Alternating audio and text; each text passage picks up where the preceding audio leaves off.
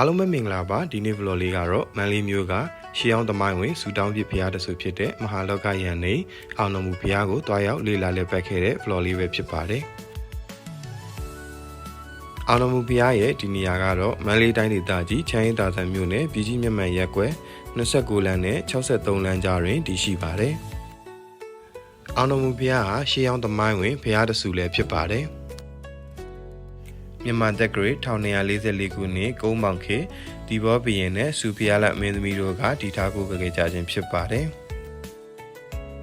တည်ထားရတဲ့ရည်ရွယ်ချက်ကတော့ထိုစဉ်အချိန်အခါကအင်္ဂလိပ်မြန်မာစစ်ပွဲများနဲ့တိုင်းပြည်အတွင်းရန်အန္တရာယ်မျိုးစုံပေါ်ပေါက်နေခြင်းဖြစ်သဖြင့်လောကီယန်စုညောင်များကိုနှိမ်နင်းအောင်မြင်စေရန်ရတရားသဘောဖြင့်မဟာလောကယန်နှင့်စေတီတော်နှင့်လောကတစောင်းစေတီတော်တို့ကိုတပြိုင်နက်တည်းအုပ်မြင့်စီ၍တည်ထားခဲ့ကြခြင်းဖြစ်ပါတယ်။အခုဖူးမြော်တွေ့မြင်ရတာကတော့မဟာလောကယန်နေအောင်တော်မူမြတ်စွာဘုရားပဲဖြစ်ပါတယ်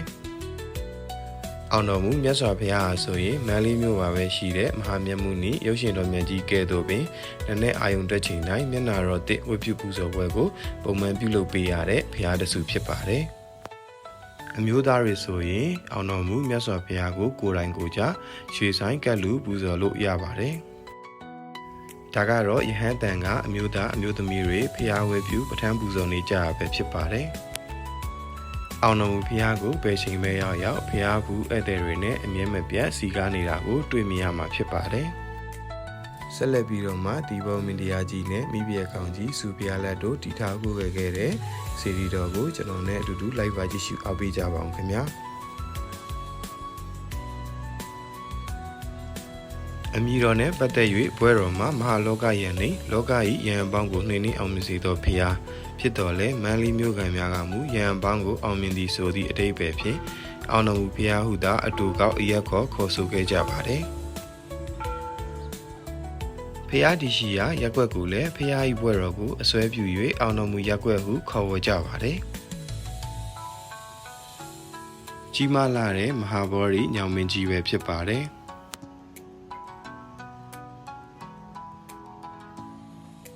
အခါကြီးရကြီးတွေမှာဆိုရင်အောင်တော်မူဖျားဟာဖျားဖူးခီးသွားဧည့်သည်တွေနဲ့ဒိုးမပေါအောင်စီကားလာပါတယ်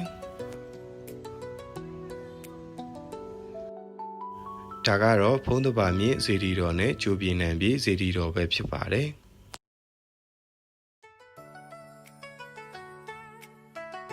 ဒီမှာဆိုရင်လည်းဖျားဖူးဧည့်သည်တွေကမိမိဂျုံနံလိုက်ဖျားပန်းကတ်ခြင်းဖျားရည်တက်ပဲခြင်းဖျားရှိခိုးခြင်းအမှုတွေကိုပြုလုပ်နေတာကိုတွေ့မြင်ရမှာဖြစ်ပါတယ်။ဒါတွေကတော့မြန်မာတို့ရဲ့ရိုးရာဓလေ့ထုံးလန်းစင်လာတစ်ခုလည်းဖြစ်ပါတယ်။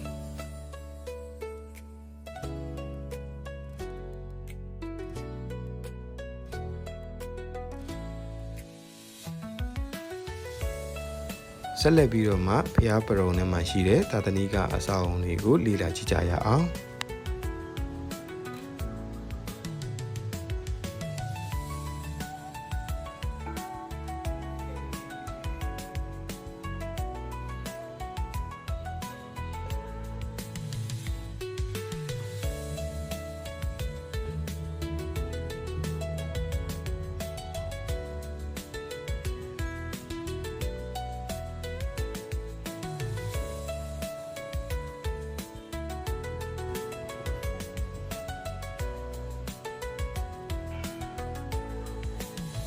အခုမြင်တွေ့ရတဲ့သာသနိကအဆောက်အအုံကတော့ဓာတ်ပေါင်းစုကန္နာကုတီတိုက်ပဲဖြစ်ပါတယ်။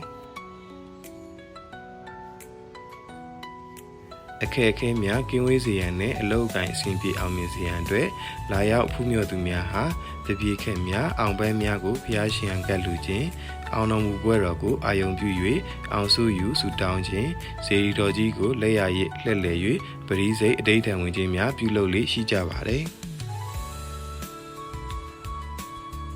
မန္တလေးမြို့ရဲ့မြို့ကွက်တဲ့ဖော်ထုတ်စင်ကလေးကပါဝင်ခဲ့သောဖျားဖြစ်သဖြင့်အောင်တော်မူဖျားဝင်းကျင်မှာကုန်းမောက်ခင်နောင်ပိုင်းအမှုပညာလက်ရာများအုပ်စီရများနန်းတွင်းအရာရှိကြီးများဆောက်လုပ်လှူဒါန်းခဲ့တဲ့သာသနိကအဆောက်အအုံရှေးအောင်လက်ရာများကျန်ရှိနေတာကိုတွေ့ရမှာဖြစ်ပါတယ်။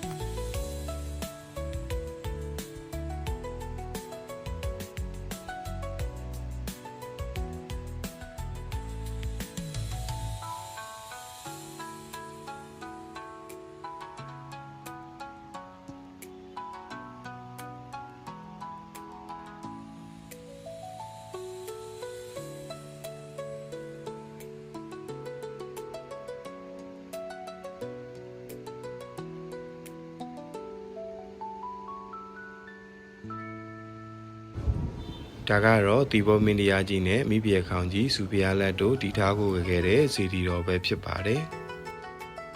ဖူးမြော်ကြည့်ရှုအားပေးကြပါအောင်ခင်ဗျာ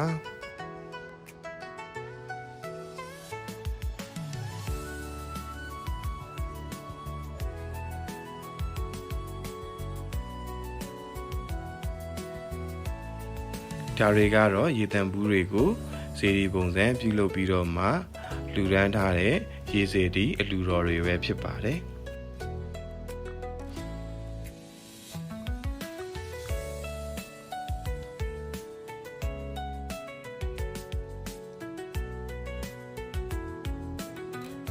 ဒီစေတီမှာဆိုရင်လည်းပဋ္ဌာန်းရုပ်ဖတ်ပူဇော်နေတဲ့သူတွေကိုတွေ့မြင်ရမှာဖြစ်ပါတယ်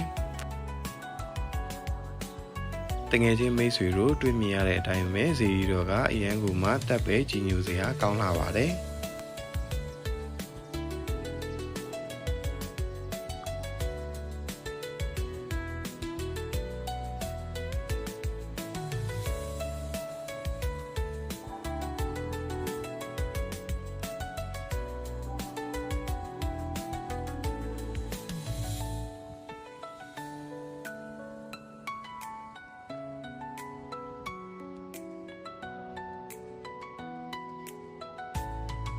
ဒါကတော့ဘုရားတာယကတီဘောမတရားကြီးနဲ့ဘုရားတာယကမှာ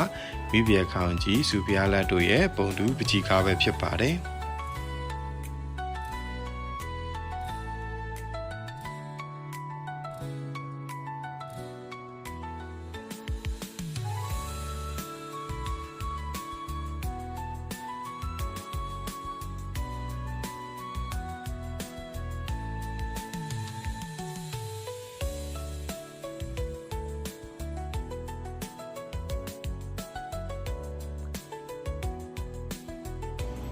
ဒါကတော့ဗုဒ္ဓဝါဒကန္နဂုရီကျောင်းတော်ပဲဖြစ်ပါတယ်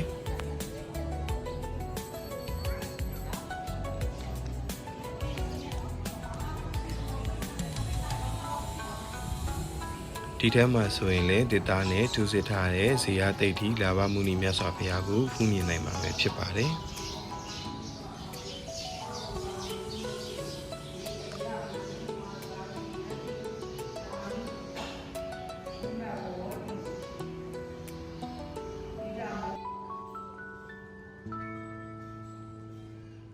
ဒါကတော့ဖျားပရုံထဲမှာတွေ့ရတဲ့ဇေဒီနဲ့သာသနိကအဆောက်အုံတွေပဲဖြစ်ပါတယ်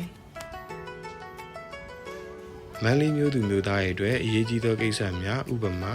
တက္ကသိုလ်ဝန်ထမ်းဆောင်ရွက်ဖြစ်ဆိုခြင်းအလုပ်ကိုင်အင်တာဗျူးဖြေခြင်းစီးပွားရေးလုပ်ငန်းတွေစတင်ခြင်းဆောင်ရွက်သည့်အခါတိုင်းဒီအောင်တော်မူဖျားမှာအောင်ပန်းကပ်ပြီးတော့အဋိဌံပြုခြင်းဟာယနေ့ထက်ထိမန္တလေးသူမန္တလေးသားတို့ရဲ့ရိုးရာဓလေ့တစ်ခုလို့ဖြစ်နေစေပဲဖြစ်ပါတယ်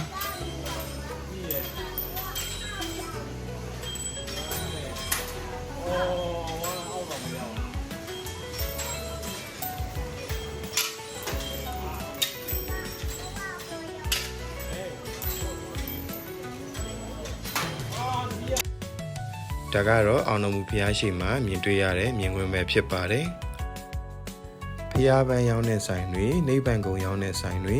အစားအသောက်ရောင်းတဲ့ဆိုင်တွေနဲ့စီကားလာပါတယ်ဒီနေ့ဗီဒီယိုလေးကတော့ဒီလောက်ပါပဲခင်ဗျာနောက်ထပ်စိတ်ဝင်စားဖို့ကောင်းတဲ့ဗီဒီယိုတွေနဲ့အတူတူပြန်တွေ့ကြမယ်နော်အားပေးကြတဲ့တယောက်ချင်းစီတိုင်းကိုကျေးဇူးအများကြီးတင်ပါတယ်ကျွန်တော် channel ကို like and subscribe လည်းလုပ်ပေးခဲ့ကြပါအောင်နော်